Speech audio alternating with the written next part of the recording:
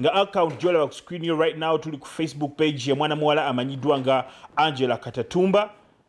Omwalo ono ava mu family ewese ekitiibwa era engagga ennyo otumulaba mu bintu bino indeed biswaza. But of course fere tusalira muntu musango. Page olabe ya mwana muwala Angela Katatumba nga yakateekawo post okumala only 1 hour nga bw'ogiraba. Nsubira ogiraba bulungi ku screen yo. Abatamayi kusoma Luganda ngenda ddamu wano nkivunula ate mu Luganda okwongera okuwombya eggobe mu kibya. Obubaka nga busoma buti. Angela Katatumba nga bw'atadde ku mukutu gwe ogwa Facebook agamba, hi everyone, nti mbalamusiza mwenna. This is in response to all those that have been constantly asking me for interviews regarding my relationship with Andre. Nti kuno kwonna kwe kunnyonnyola eri abadde bambuuze entakera ku mukwano gwange wamu ne mwana mulenzi Andre oba Daddy Andre. For over 3 months, olw'ebbanga ery'emyezi 3, Andre treated me like a princess. Andre yampisanga omumbejja. He spent over 20 million on me. Nti Andre yansaasaanyizaako million 2 ku nze. There is nothing he didn't do or buy for me. And he never let me pay for a thing.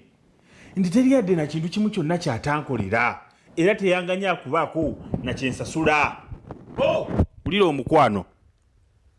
He introduced me to all his friends. Yanyanjula eri mikwano gye gyonna. Families, relatives, and even took me to his village. Nti yanyanjula eri mikwano gye gyonna. Ab'eŋŋanda, bakadde be, n'antwalako ne mu kyalo mwana ttu. Nsetula emboozi olwo katwambukemukko waggulu mwana togiggwe nnyalwe. Tukyagendera ddala mu maaso nnyo mala okugaziyaamu kku nawe osobola okukeesumirako osaawa ogane nti ate twagaseemu ebyaffe. Omwana muwala agamba things got crazy for him in January where he was banned with a lot of problems. Nti ebintu byakyakaanawo mu January w'omwaka guno we yafuna ebizibu ebyamutawaanyaamu Andre. Amongst financial and many others. Nti ebizibu bino mwe mwali ebizibu by'ensimbi n'ebirala ebigwa mu kkowa eryo. Andre's former PA stole his money and his car, and to make matters worse, I also left him in January. Nti eyali kiyambi wa Andre yabba ssente ze wamu n'emmotoka ye era embeera eno okunonekera ddala ye mwana muwala nayabulira Andre mu mwezi ogwa January. Olwo mwabadde bagamba nti baba kyali mu laavu mwana muwala akiteyogera Kati nti zinamuta mu January mwaka guno. Mwana muwala agamba, trust me, this was not an easy decision and I felt horrible, especially after Andre poured all the love on earth on me. Nti mwana tuneesiga kuno tekwali kusalawo kwangu.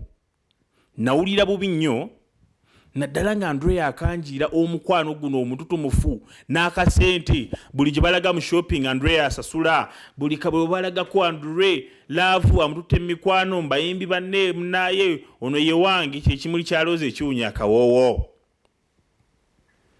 Despite that, I had to stick to my principles. I decided to keep it professional and focus on promoting our Tonerabira song.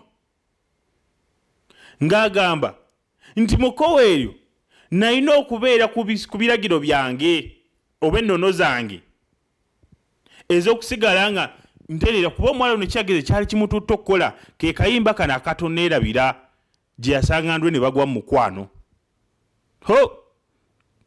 Mwana ttu akafaananyi kano nga bw'okalaba mwana muwala yakataddeyo. Ndowooza baali bakola vidiyo y'akayimba toneerabira. Amaaso ga mwana muwala ogalaba ageegesa omukulu producer.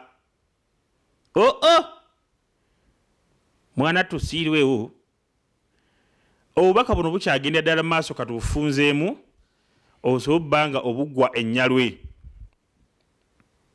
osobola okuba nga okola ki ng'obuggwa ennyalwe. Kaakati ate mwanattu waliwo omukutu wa Facebook page gye bayita Galaxy FM etaddewo akantu mwana muwala ono kapostinze ng'ate ko katiiso kamala. Katukagendeko mukalabe twagambye tugenda direct gye byavudde sitwagala kusasamaza obateekamu biwoomya. Oli ku Kampala Dailies muna Uganda. Okay. Tukkirira mpola no so tuka ku post eno nga bwe yabaddeko. Tukkirira wano yino mwanattu. Bano bataddeko ekifaananyi kino nga bwe kiraba kye twakavaako ne bakugamba nti Angela Katatumba dumped Daddy Andre because he refused to do an HIV test. Nga bakugamba nti ensonga lwaki Angela Katatumba yaleka Daddy Andre nti yagaana ogenda okwekebeza